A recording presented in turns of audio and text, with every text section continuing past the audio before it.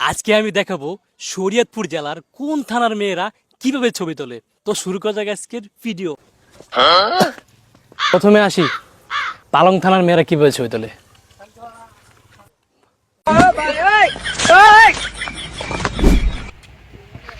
তারপর আসি জাজিরার মেয়েরা কিভাবে ছবি তোলে।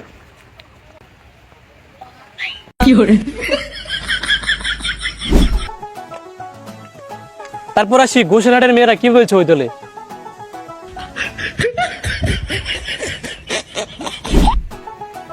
তারপরে আসি নড়িয়ার মেয়েরা কিভাবে ছবি তোলে। No, no, no, no. তারপরে আসি ডামুডার মেয়েরা কিভাবে ছবি তোলে।